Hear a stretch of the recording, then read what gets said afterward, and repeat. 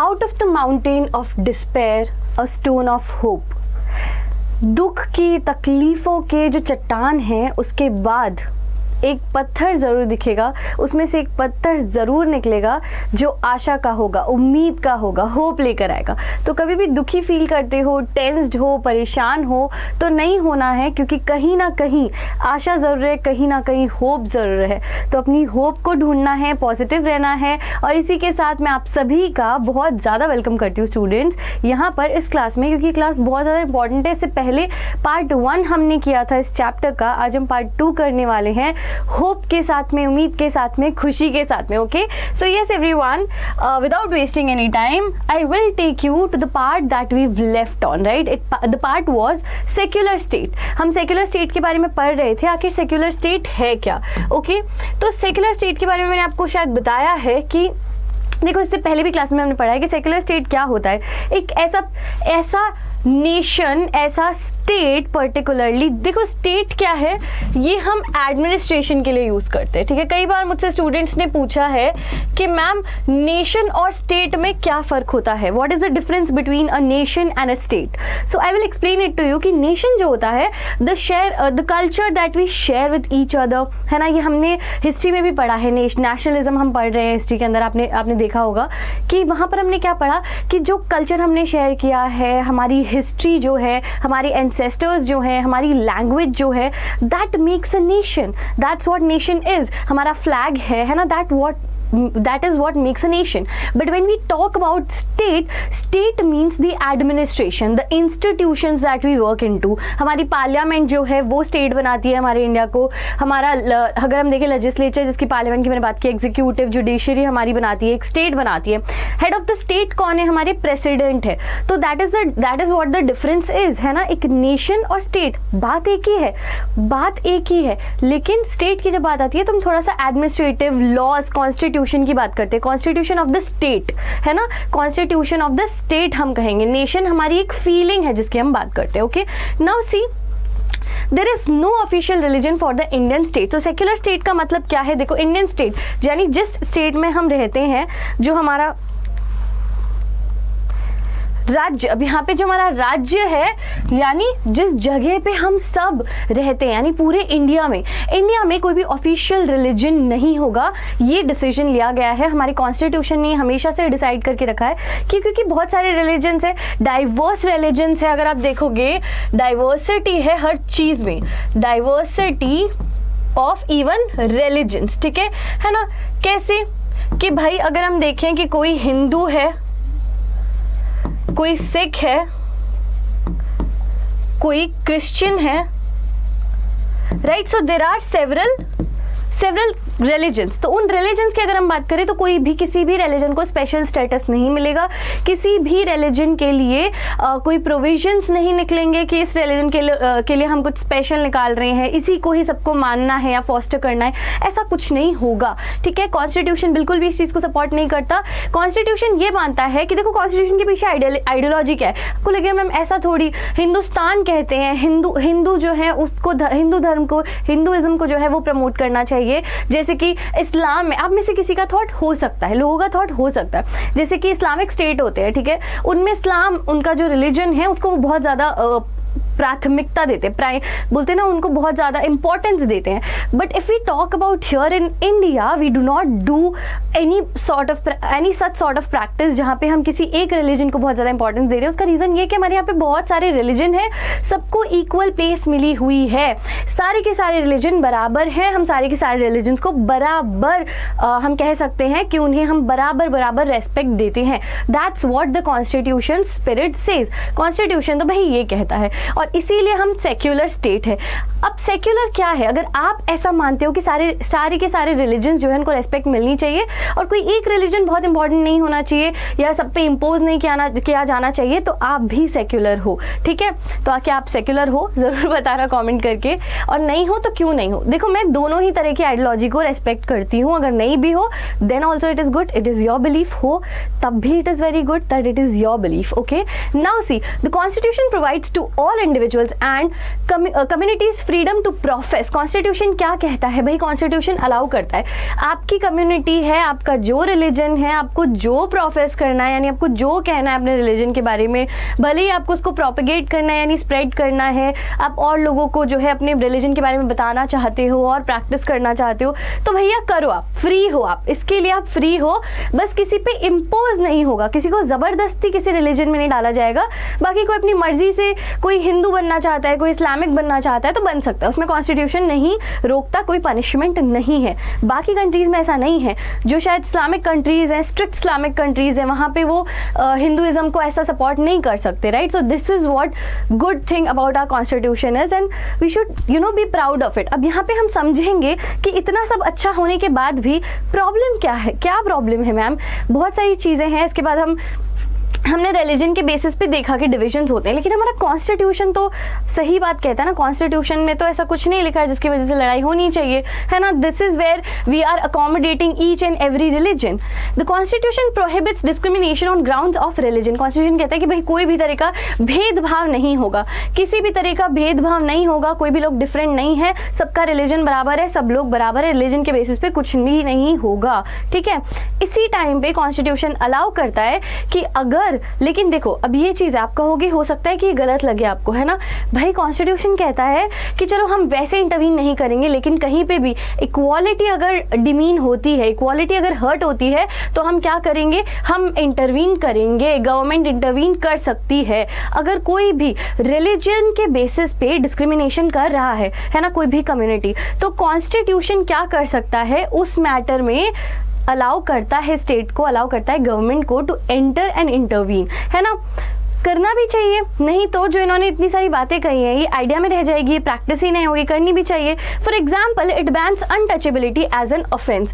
ये अनटचेबिलिटी को बैन करता है। सोचो अगर अभी भी वैसे देखो मन में है लोगों के, अभी भी पुराने जो लोग हैं वो अनटचेबिलिटी को प्रैक्टिस करते हैं, पर धीरे धीरे चीज़ें काफ़ी कम हो गई हैं, राइट? धीरे धीरे काफ़ी कम हो गई हैं। हम भी सपोर्ट नहीं करते, हमारे पेरेंट्स भी सपोर्ट नहीं करते। अनटचेबिलिटी क्या थी कि भाई देखो सबसे पहले तो ये चीज़ कि कॉन्स्टिट्यूशन बैन करता है किसी के साथ अगर हमने अनटचेबिलिटी की। अनटचेबिलिटी क्या होती है? अब यानी किसी को कास्ट के बेसिस पे किसी से दूर रहना, वो इसकी तो ये कास्ट है, छूना नहीं है ना, छू ना छू। Okay, coming back to the topic. तो यहाँ पे किसी के भी साथ में इस तरह का बिहेव करना जहाँ पे वो आपको या किसी को भी दूर रख रहे हैं कास्ट के बेसिस पे, ऐसा बोल भी देना एक ऑफेंस है, क्रिमिनल ऑफेंस है, ठीक है? यानी जेल भी हो सकती है, समझ रहे हो? मतलब ये इतना ज़्यादा बहुत सेंसिटिव मैटर है, इसका हमें ध्यान रखना चाहिए।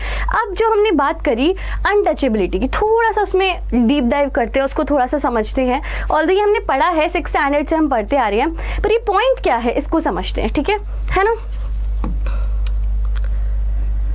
ओके, नाउ सी, ये एक ट्रायंगल है, ये क्या है? अगर मैं आपको बताऊं तो ये हमारे पास कास्ट हैं, ठीक है ना? ये हमारे पास कास्ट हैं, अलग अलग कास्ट हैं, या हम कह सकते हैं, जस्ट 1 सेकेंड, या हम कह सकते हैं वर्णा सिस्टम। बहुत एंशियंट टाइम से इंडिया में चला रहा है, ठीक है ना? भारतवर्ष बहुत पुराने टाइम से ये वर्णा सिस्टम चला आ रहा है। कास्ट सिस्टम इसको हम कह सकते हैं। वर्ण, अलग अलग वर्ण सोसाइटी में डिवाइड किए गए थे, है ना? सोशल ऑर्डर एक तरह से हम कह सकते हैं कि सोसाइटी का एक ऑर्डर बनाया था पहले के लोगों ने, ठीक है? Social order. अब ये सोशल ऑर्डर में सबसे ऊपर रखा गया था ब्राह्मण्स को, ठीक है? ब्राह्मण्स कौन थे? पूजा वूजा करते थे, टीचर्स थे, ठीक है ना? पूजा करते थे, टीचर्स थे, प्रीस्ट थे। मतलब हम यहाँ पे कास्ट देख रहे हैं, उनका काम देख रहे हैं, उनका ऑक्यूपेशन देख रहे हैं। क्षत्रिय जो थे वो वॉरियर्स थे, ठीक है? यानी योद्धा थे, उनका काम था युद्ध करना। तो जो युद्ध करेगा वो क्षत्रिय, जो क्षत्रिय होगा वो युद्ध करेगा, ऐसे ही चलेगा, ठीक है? वैश्य जो है वो मर्चेंट्स हैं या लैंडलॉर्ड्स हैं। मर्चेंट्स या लैंडलॉर्ड्स की अगर हम बात करें, मतलब यानी बिजनेस करते हैं, जमींदार हैं, ठीक है? वो वैश्य है। और जो जमींदार है, जो वैश्य हैं वो जमींदार है और बिजनेसमैन है। तो इसी तरह से इसको समझने की कोशिश करना। शूद्र जो है वो कॉमन लोग हैं, जो आम आदमी है, जो इनमें से कुछ नहीं है, या किसान है, या हम कह सकते हैं सर्वेंट्स है, नौकर है, सर्व कर रहे हैं, ठीक है ना? अब इन सब के बाद एक स्टार मार्क यहाँ पे मैं लगा देती हूँ, आउटकास्ट। आउटकास्ट की अगर हम बात करें, आउट ऑफ कास्ट या अनटचेबल, है ना, यानी जो कास्ट सिस्टम के भी बाहर है। ऐसे लोग भी थे जो स्वीपर्स थे, सफाई वाले हैं, है ना, जो क्लीनर्स है, टॉयलेट क्लीनर्स वगैरह है, तो उनको, उन लोगों को जो है बाहर रखा जाता था। मतलब इफ इन केस कि कुछ भी खराब हुआ है तो दे यूज्ड टू कम, लोग अपने अपने दूर चले जाते थे, वो आते थे, सफाई करते थे और बाहर चले जाते थे। ऐसे भी ये भी प्रैक्टिस होती थी, तो उनको कोई छूता नहीं था, है ना, वो किसी चीज़ को नहीं छू सकते थे। अगर वो छू लेते थे तो आपने भी देखा होगा, करते हैं पुराने लोग, आज भी ऐसा करते हैं कहीं कहीं पे, है ना, although it is legal offence, जैसे मैंने आपको बताया क्रिमिनल ऑफेंस। तो कई सारे कास्ट आउटकास्ट भी थे। अब ऐसा तो नहीं था ना, मतलब आज के टाइम पे हम सोचते हैं तो क्या ऐसा सिस्टम होना चाहिए था? क्या ये ह्यूमैनिटी को कहीं से भी प्रूव कर रहा है? बिल्कुल नहीं कर रहा है, बिल्कुल ही इनह्यूमन प्रैक्टिस है, बिल्कुल ही सही नहीं है, इंसानियत के नाते पे तो बिल्कुल ही गलत है। सफाई हम खुद करते हैं, आज मैं अपने घर से ऑफिस आती हूँ तो मैं सफाई करके आती हूँ, आपको पढ़ाने आती हूँ तो सफाई करके आती हूँ, जाके सफाई करती हूँ, है ना, आपकी मदर भी करती होंगी। तो that doesn't make a person you know outcast और अनटचेबल, है ना। फिर हम नहा लेते हैं, सफाई कर लेते हैं, दैट्स व्हाट, हमारे भले के लिए होता है ये सब, ठीक है। तो अब समझने की कोशिश करना कि अब इसका हमारे चैप्टर से क्या लिंक है, ठीक है। हम कहते हैं कि भाई कास्ट के बेसिस पे सोशल डिवीजन, ये जो था ना, ये हमने देखा वर्ना सिस्टम, ओके, ये सिस्टम था, हमने देखा। अब हिस्ट्री से थोड़ा पॉलिटिक्स की तरफ आते हैं। कास्ट सिस्टम जो था वो एक्सक्लूजन, है ना, निकाला गया था। आउटकास्ट जो लोग थे, आपने देखा, उनको कास्ट सिस्टम से निकाला गया था। डिस्क्रिमिनेशन देखा हमने, भेदभाव हो रहा था उनके साथ, आउटकास्ट ग्रुप्स के साथ, ठीक है। आउटकास्ट, आपने एक वर्ड सुना होगा बहुत बार, दलित, ठीक है, वो इन्हीं के लिए यूज होता था। They were subjected to inhuman practice of untouchability. ये भाई ये इंसान के, आज तो हम डॉगीज को भी अपने साथ इतना चिपका के रखते हैं, प्यार करते हैं, ठीक है। तो लोगों के साथ क्या इस तरह का बिहेवियर सही था? बिल्कुल नहीं था। ऑब्वियसली ये चीज़ हम समझ सकते हैं, बहुत ही इतना फील आप कर सकते हो, मुझे पता है, you can, okay. So with economic development, अब धीरे धीरे जब डेवलपमेंट हुआ इकोनॉमिकली, हमारे पास रिसोर्सेज आने लगे, या हम रिसोर्सेज डेवलप करने लगे, या फिर हम कह सकते बड़े लेवल पे अर्बनाइजेशन हुआ, इंडस्ट्रीज लगने लगी, है ना, लोग पढ़े लिखे होने लगे, पढ़ाई करने लगे, इधर उधर लोग जाने लगे, एक जगह से दूसरी जगह। पहले अपनी जगह पे रहते थे तो अपने लोगों की बात होती थी, बाहर जाने लगे तो विचार खुलने लगे, उनके थॉट्स, उनको चीज़ें समझ में आने लगी, है ना।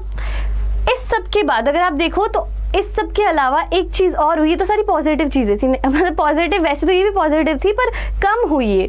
जो विलेजेस में लैंडलॉर्ड्स थे, ज़मींदार थे, बड़े लोग थे, ठीक है, या हम कह सकते हैं जो इन चीज़ों को ज़्यादा प्रेशराइज करते कि नहीं, जो आउटकास्ट है वो आउटकास्ट ही रहेंगे, या जो अपनी चलाते थे ठाकुर वगैरह। अगर मैं ऐसे किसी का बुराई नहीं कर रही हूँ, पर ऐसे मूवीज़ में हमने देखा है कि ऐसे लैंडलॉर्ड जमींदार होते थे जो अन्याय करते थे ऐसे। तो ऐसे लोगों की जब पोजीशन वीक होने लगी, कम होने लगी, तब क्या हुआ, कास्ट हायरार्की, ये जो हायरार्की थी ना, एक सबसे ऊपर प्रीस्ट होगा, फिर क्षत्रिय होगा, ये जो क्रोनोलॉजी थी, ये हायरार्की थी, ये जो सिस्टम था, ये ऑर्डर था, जो अभी मैंने आपको ऑर्डर बताया, ठीक है, ये कम होने लगा, ये ब्रेक डाउन होने लगा, ये कमजोर होने लगा, ठीक है ना। और जब ये कम हुआ तो ये जो सोशल डिविजन्स है ये भी कम होने लगे एक तरीके से, है ना। अब देखो कास्ट इन पॉलिटिक्स, समझना इसको, अभी हम कास्ट इन पॉलिटिक्स पढ़ेंगे और पॉलिटिक्स इन कास्ट पढ़ेंगे, ठीक है। आपका फेवरेट टॉपिक है, मुझे पता है, आपने अगर स्कूल में पढ़ा है तो, और नहीं पढ़ा है तो it should be your favourite topic, caste in politics and politics in cast.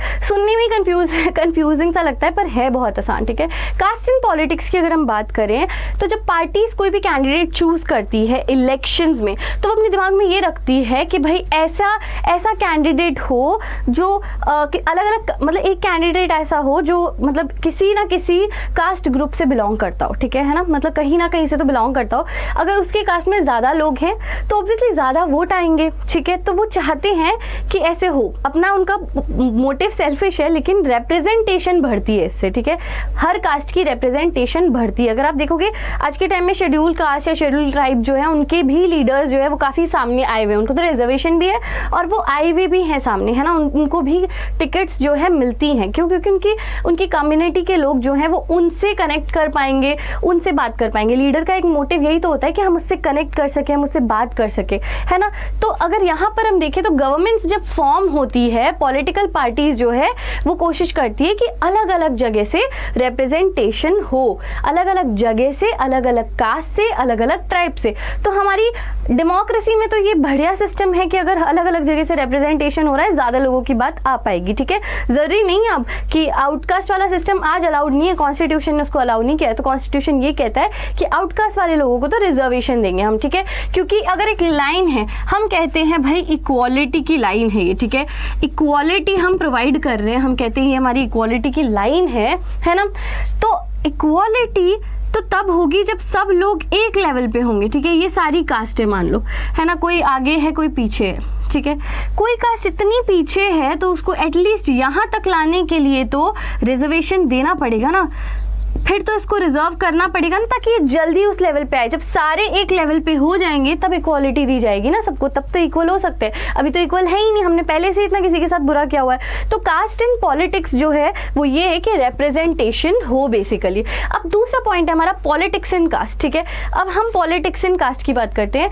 Each caste group tries to become bigger. हर कास्ट ग्रुप कोशिश करता है कि वो बड़ा हो। देखो, हर किसी को अपनी सेफ्टी, सिक्योरिटी या अपनी पावर चाहिए, ठीक है। तो हर कास्ट ग्रुप कोशिश करता है कि वो बड़ा हो, ठीक है ना। अपनी नेबरिंग कास्ट या सब कास्ट अगर हम कहें जो कि उससे बाहर थे, पहले बाहर थे, देखा ना हमने कि कुछ कास्ट ग्रुप्स बनाए हुए थे, वो अपनी अपनी कास्ट में ही रहते थे। आज के टाइम पे हर कोई चाहता है कि उनके पास बहुत ज़्यादा पावर हो, सेफ्टी, सिक्योरिटी हो, तो वो लोग अपने सब ग्रुप्स जो भी हैं उनको भी अपने साथ में ला लेते हैं। इवन आजकल, पहले तो क्या होता था, पहले तो आप अपनी कास्ट से बाहर शादी भी नहीं कर सकते थे, है ना। आज के टाइम में क्या हो रहा है, ठीक है, अगर ब्राह्मण है तो एक टाइप के ब्राह्मण दूसरे टाइप के ब्राह्मण से कर ही नहीं सकते शादी, है ना। लेकिन अब क्या हो रहा है कि चलो ब्राह्मण तो है, चलो, तो उससे क्या हो रहा है, ग्रुप बढ़ रहा है। I hope you are understanding this, है ना, ग्रुप बढ़ रहा है। तो ये मैंने आपको एक एग्जांपल दिया, अदरवाइज भी दूसरी कास्ट के साथ में क्या हो रहा है आजकल, दे आर गेटिंग अलोंग, ठीक है ना। Various caste groups are required to enter into coalition with other caste और communities and thus enter into a dialogue and negotiation. अब क्या हो रहा है, अगर उनको अपना ग्रुप बढ़ाना है, अपनी कम्युनिटी बढ़ानी है पावर के लिए, फॉर पावर, ठीक है। Why is this happening, power, for power. अब किसी को भी अपनी कम्युनिटी बढ़ानी है, अपना ग्रुप बढ़ाना है, तो उनको क्या करना पड़ेगा, एक कोलिशन में आना पड़ेगा, है ना। कोलिशन का मतलब हमें बहुत अच्छे से पता है, जब दो लोग साथ में आते हैं किसी काम को, पार्टीज में हमने पढ़ा था कोलिशन, गवर्नमेंट हमने पढ़ी थी, जब दो पार्टी साथ में आती है गवर्नमेंट चलाने के लिए, तो वो क्या करती हैं, आपस में आती हैं, बातचीत करती हैं। एक पार्टी अपनी डिमांड्स रखती है, दूसरी अपनी डिमांड्स रखती है, एक उनसे कुछ कम करवाती है, एक उनसे कुछ कम करवाती है। तो एक नेगोशिएशन होता है, मोल भाव समझ लो, है ना, उस तरह का होता है। तो यहाँ पे भी जब कास्ट ग्रुप साथ आते हैं तो नेगोशिएशन करते हैं और बातचीत करते हैं। नए काइंड के कास्ट ग्रुप्स जो है वो पॉलिटिकल एरेना में आए हैं। बैकवर्ड और फॉरवर्ड कास्ट ग्रुप्स दोनों ही हम कह सकते हैं। नए मतलब हम कह सकते हैं पहले शेड्यूल कास्ट, शेड्यूल ट्राइब, आज के टाइम में बैकवर्ड और फॉरवर्ड कास्ट ग्रुप्स भी आ गए। ऐसे कास्ट भी हैं जो बैकवर्ड रह गए हैं या फॉरवर्ड कास्ट ग्रुप से जो है वो भी आ गए हैं पॉलिटिकल अरेना में। तो हमने क्या देखा, कास्ट एंड पॉलिटिक्स में हमने देखा एक रिप्रेजेंटेशन होता है। पॉलिटिक्स एंड कास्ट में हमने क्या देखा कि भाई अलग अलग for power they are entering into, हम कह सकते हैं they are entering into what, basically a negotiation to make themselves bigger, okay, to make their caste group community bigger. जो पहले नहीं था वो चेंज आ रहा है, अब ये सिस्टम जो है थोड़ा चेंज्ड लग रहा है, चेंज आ रहा है अब, है ना, अब चेंज आ रहा है। कास्ट एंड पॉलिटिक्स अगर दोनों की बात करें, caste and politics and caste हमने डिस्कस कर लिया। अगर हम कास्ट एंड पॉलिटिक्स दोनों की बात करते हैं तो जेंडर और रिलीजन की तरह कास्ट डिवीजन भी इंडिया में यूनिक है भाई। कास्ट, जितनी कास्ट डाइवर्स हमारे यहाँ इंडिया में है उतनी बाहर किसी भी कंट्री में नहीं, किसी भी देश में नहीं। हमारे यहाँ इतनी कास्ट है, इतने लोग हैं, इतना तरह तरह की डाइवर्सिटी है। तो जेंडर और रिलीजन का जो है वो फिर भी बाहर हो जाता है, ठीक है, मतलब डिवीजन हो जाता है। बाहर भी हमने देखा डिवीजन ऑफ लेबर जो है, बाहर भी औरतें जो है, इतना नहीं है इंडिया जितना ऑब्वियसली, बट है, कई कंट्रीज में है। लेकिन इंडिया में जो रिलीजन के बेसिस पे डिवीजन है वो कास्ट के बेसिस पे जो डिवीजन है वो बहुत ही अलग है, सब यूनिक है, ठीक है। हर सोसाइटी में कुछ ना कुछ सोशल इनइक्वालिटी होती है, ठीक है ना, किसी ना किसी डिवीजन से, ये हमें पता है। डिफरेंसेस होते हैं, ये हमने पहले भी डिस्कस किया है, होते हैं, ठीक है भाई। ज़्यादातर सोसाइटीज़ में ऑक्यूपेशंस जो होते हैं वो वन जनरेशन से दूसरी जनरेशन जाते हैं। अब यहाँ पे समझना, जैसे मैंने आपको बताया कि ब्राह्मण सबसे ऊपर है, तो ब्राह्मण्स क्या थे, वो प्रीस्ट थे, मैंने आपको बताया था कि इस चीज़ पे नोट करना। क्षत्रिय कौन थे, वॉरियर क्लास थे, है ना। तो एक जनरेशन से दूसरी जनरेशन, अब क्षत्रिय का जो बेटा होगा वो भी क्षत्रिय ही होगा, वो भी वॉरियर ही होगा। ये एक सिस्टम हमारे यहाँ चला आ रहा था हमेशा से, ठीक है ना। तो कास्ट सिस्टम जो है इसका एक्सट्रीम फॉर्म है कि कास्ट जो है वो प्रोफेशन तक को कंट्रोल कर रही है, समझ रहे हो। Caste is controlling the profession, कि यानी आप अपनी कास्ट से बाहर प्रोफेशन नहीं दूसरा कोई अपना सकते, आपको नहीं लेने दिया जाएगा, ठीक है ना। What makes it different from other societies that in this system hereditary, अब देखो हेरिडेटरी यानी father to son. Let's take an example, father to son. Occupational division was sanctioned by rituals. Rituals है ना, रिचुअल से हम कह सकते हैं, रीति रिवाजों से एक सिस्टम दिया हुआ था कि भाई मैं पुजारी हूँ तो मेरा ही बेटा पुजारी बन सकता है, क्षत्रिय का बेटा पुजारी नहीं बन सकता, है ना। मैं अगर आउटकास्ट से हूँ, जो हमने देखा था आउटकास्ट से, तो अगर मेरा बेटा है तो वो आउटकास्ट ही होगा, उसको वो भले ही कितना टैलेंटेड हो, भले ही कितना अच्छा, भले ही कितना अच्छा योद्धा हो सकता है ना, या भले ही कितनी अच्छी पूजा करता हो, या भले ही कितना पैसा कमाने का उसमें दिमाग हो, लेकिन उसको नहीं एंटर करने दिया जाएगा। Okay, members of the same caste group were supposed to form a social community. Same caste group के लोग सेम सोशल कम्युनिटी से बिलोंग करते थे और सेम तरह के ऑक्यूपेशन भी फॉलो करते थे और अपनी ही कास्ट कम्युनिटी में शादी करते थे, दूसरे कास्ट कम्युनिटी में नहीं करते थे, ठीक है। तो ये एक कास्ट का हमने देखा कि कास्ट और ऑक्यूपेशन की अगर हम बात करें तो कुछ इस तरह का सिस्टम चल रहा था आज के टाइम पे। तो पहले की हमने बात करी, आज तो ऐसा नहीं है, आज तो हम किसी भी कास्ट से बिलोंग करते हैं, कुछ भी कर सकते हैं। और तो मैं ब्राह्मण हूँ और मैं पढ़ा ही रही हूँ, है ना, लेकिन कई लोग हैं जो दलित्स हैं और आईएएस आरएएस है, या कोई भी एडमिनिस्ट्रेटिव सर्विसेज में हम देख सकते हैं, या आईपीएस हैं। देखा है मैंने बहुत सारे अलग अलग लोगों को, कई सारी बैकवर्ड क्लासेस से लोग अलग अलग जगह पे, बहुत ऊंची ऊंची जगहों पे मिनिस्टर्स हैं, ठीक है। तो यहाँ पे करंट स्टेटस क्या है भाई, कास्ट रिलेटेड प्रेजुडाइज का करंट स्टेटस क्या है, कि अभी भी क्या होता है, अब सिस्टम क्या है। तो अगर हम बात करें कि हमारे लीडर्स ने बहुत ज़्यादा एफर्ट्स डाले, हमारे कॉन्स्टिट्यूशन मेकर्स ने भी कॉन्स्टिट्यूशन को बनाने में अपनी जान फूंक दी कि किस तरह से देश जो है वो शांति से चल पाए, तरीके से चल पाए, एक सिस्टम में रह पाए। तो अगर हम देखें जितने भी चेंजेस हुए, जिनको भी हम थोड़ी देर पहले डिस्कस कर रहे थे, है ना, जितने भी चेंजेस हुए उनको हमने डिस्कस किया कि भाई ये कास्ट हायरार्की जो है ये अब ब्रेक डाउन हो रही है, इसको हमने थोड़ी देर पहले भी डिस्कस किया था। आज के टाइम पे अर्बन एरियाज की अगर हम बात करें, it is not matter much who is walking along next to us, हमें बिल्कुल पता नहीं होता हमारे आसपास से कौन जा रहा है, कौन किसके साथ बैठ के खाना खा रहा है, क्या वो फ्रेंड्स हैं, क्या वो एक ही कास्ट के फ्रेंड्स हैं या वो अलग अलग कास्ट हैं। अब ये चीज़ें मैटर नहीं करती, अब धीरे धीरे जैसे जैसे ये चेंजेस आए हैं ये चीज़ें मैटर नहीं करती हैं किस रेस्टोरेंट में कौन जा रहा है। कॉन्स्टिट्यूशन ऑफ इंडिया जो है वो कहता है कि भाई कास्ट बेस्ड डिस्क्रिमिनेशन करता हुआ कोई पा गया, ठीक है, तो क्या होगा, उसको एक कीमत चुकानी पड़ जाएगी, उसको पनिशमेंट मिल जाएगी। And led the foundations of policy to reverse the injustices of the caste group, और उन्होंने पॉलिसीज, अब ये पॉलिसीज यहाँ पे हम रिजर्वेशन को एक एग्जांपल मान सकते हैं कि भाई हमारे इंडिया में रिजर्वेशन जैसी पॉलिसीज यहाँ पे लाई गई हैं ताकि कास्ट सिस्टम जो है इसमें जो किसी के साथ बहुत बुरा हुआ था, अन्याय हुआ था, वो रिवर्स किया जा सके, वो वापस ठीक किया जा सके, राइट, है ना। अब देखो फिर भी कास्ट का सिस्टम बिल्कुल खत्म नहीं हुआ, ऐसा नहीं है कि डिसअपियर हो गया है ना। कुछ ना कुछ आज भी लोग बहुत ज़्यादा इस चीज़ को मानते हैं कि कास्ट होती है, और जो भी पहले के लोग कह गए थे वो सही है, बहुत सारे लोग मानते हैं, है ना। आज भी अगर हम आज की बात करें तो बहुत सारे लोग जो है वो अपनी कास्ट के बाहर शादी नहीं करते हैं, या फिर हम कह सकते हैं कि अनटचेबिलिटी भी पूरी तरह से ख़त्म नहीं हुई है। कॉन्स्टिट्यूशन के रोकने के बाद भी लोगों का बिलीफ जो है पुराने वाला वो इतना अच्छे से भी गया नहीं है, ठीक है। कास्ट ग्रुप जो है that had access to education under the old system, जो पुराने सिस्टम में चल रहा था, अगर हम देखें तो आज के टाइम पे the caste group that had access to education. देखो ये समझना, जो पुराने सिस्टम में जैसे प्रीस्ट हमने देखे थे या क्षत्रिय देखे थे, उनके पास एजुकेशन का एक्सेस था, भाई वो एजुकेशन प्राप्त कर सकते थे, पढ़ाई कर सकते थे, है ना। वो ग्रुप्स जिनके पास एजुकेशन नहीं थी, देखो इन ग्रुप्स जिनके पास एजुकेशन थी उनके पास आज भी एजुकेशन है, लेकिन वो ग्रुप्स जिनके पास एजुकेशन नहीं थी, ठीक है ना, जिनको नहीं पढ़ने दिया जा रहा था, जैसे कि हमने देखा शूद्रास थे या आउटकास्ट जो थे, उनको पढ़ने नहीं दिया जा रहा था, from acquiring it to have naturally lagged behind, उनको आज भी वो उतनी पढ़ाई नहीं मिल रही। और मैंने आपको एक इक्वालिटी की लाइन बताई थी, वो ऑलरेडी बहुत पीछे हैं, ठीक है, ऑलरेडी बहुत पीछे हैं, इसीलिए इतना हम कह सकते हैं कि डिसप्रपोर्शन है, बिल्कुल बहुत कुछ लोग हैं जो बहुत कम पढ़े लिखे हैं, कुछ जो है वो ठीक ठाक पढ़े लिखे हैं। तो अगर आप देखोगे अपर कास्ट के जो लोग हैं, भाई अपर कास्ट लोअर कास्ट आज के टाइम में कुछ नहीं होता, लेकिन अपर कास्ट के जो लोग हैं उनमें आपको दिखेगा कि वो हमारी कंट्री के अर्बन मिडिल क्लास के लोग ज़्यादा जो है वो अपर कास्ट से बिलोंग करते हैं, ठीक है।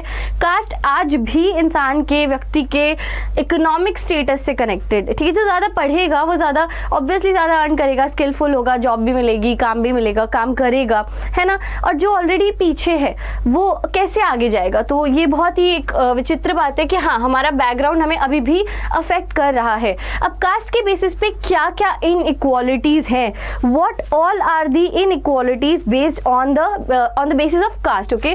तो अगर हम एक एवरेज इकोनॉमिक स्टेटस को देखते हैं, ठीक है, जो कि हम कह सकते हैं monthly consumption, average economic status क्या होगा, भाई मैं कितना कंज्यूम कर रही हूँ, how much am I consuming, how much am I first of all how much am I earning, ठीक है, that depends upon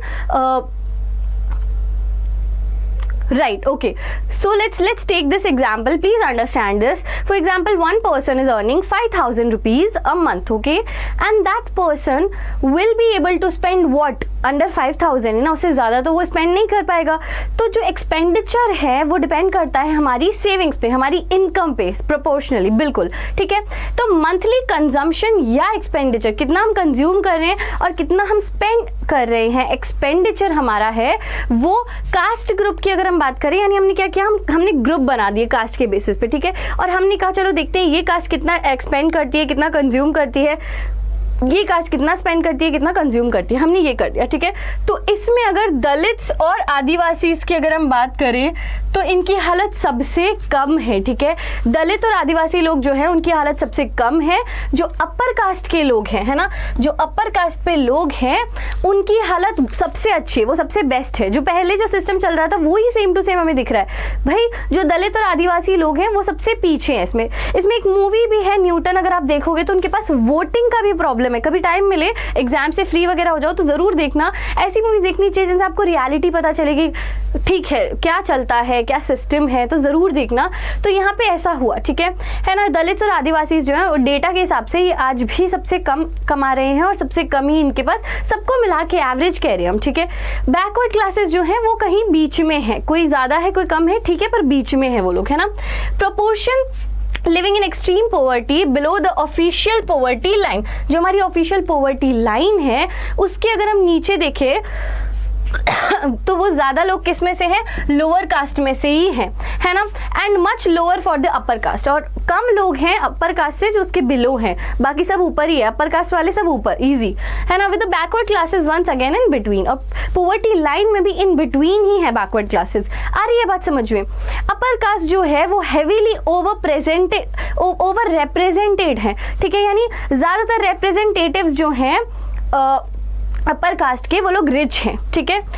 the lower caste are severely under represented, है ना। जो देखो यहाँ पे समझना इस लाइन को मैं क्या कहना चाह रही हूँ, जो अपर कास्ट है वो हेवीली ओवर रिप्रेजेंटेड है अमंग द रिच, यानी जो अमीर लोग हैं उनमें ज्यादातर अपर कास्ट के लोग हैं, और लोअर कास्ट जो है वो इसमें फिर से कम है। तो समझना चाहिए कि कास्ट इनइक्वालिटीज अभी भी एग्जिस्ट करती हैं। सो सॉरी, ये था आपका chapter gender, religion and caste. I hope really you have understood it well कि कैसे कैसे डिविजन्स होते हैं सोसाइटी में, आज का क्या सिनेरियो है। अब इससे हम आगे क्या पढ़ने वाले, इससे आपको पता चलेगा कि किस तरह से, देखो हमने प्रेजेंट सिनेरियो भी पढ़ा, हमने कॉन्स्टिट्यूशन के प्रोविजंस भी पढ़ा, लेकिन हमने ये भी देखा कि रियलिटी क्या है। तो बेसिकली ये चैप्टर आपके रियलिटी चेक के लिए था। अगर और भी ज़्यादा आप अच्छे से पढ़ना चाहते हैं, I mean, अभी भी अच्छे से पढ़ रहे हैं, बट इन केस अगर आपको लगता है कि आपको एक पर्सनल ट्रेनी या हम कह सकते हैं एक पर्सनल गाइड या मेंटर की ज़रूरत है, तो I am there for you in SST at least. SST में आपकी जिस भी तरह की प्रॉब्लम होती है, I am there for you, no need to take tension at all. तो आप 10th में हैं और बोर्ड एग्जाम्स के लिए अच्छा प्रिपेयर करना चाहते हैं और क्लोज एनवायरनमेंट में पढ़ना चाहते हैं, सामने एकदम बिल्कुल आमने सामने सॉर्ट ऑफ बैठ के, यानी वर्चुअली, तो निश्चय बैच है आपके पास। इसमें आपको क्वेश्चन सीरीज मिल रही हैं, PDFs मिल रहे हैं। If you want to take, you can read this out, alright. E books मिल रही हैं, नोट्स वगैरह है, तो definitely you can go for it if you feel like this is definitely after your school time, है ना। आपका school time के बाद जैसे आप ट्यूशन जाते हैं तो it will save your time. So yeah, if you want go for it, go for it, and if you want some discount in the main price, so definitely it will help me out too, which is my code Y609S। जब ये apply करोगे तो आपको कुछ discount भी मिल जाएगा and मेरा भी भला हो जाएगा। तो yes everyone, have a good day, keep smiling, take care, we'll see you again। नहीं भी लेते हो तो भी कोई बात नहीं, क्लास में ज़रूर आना नेक्स्ट टाइम, ओके। सो everyone, bye bye।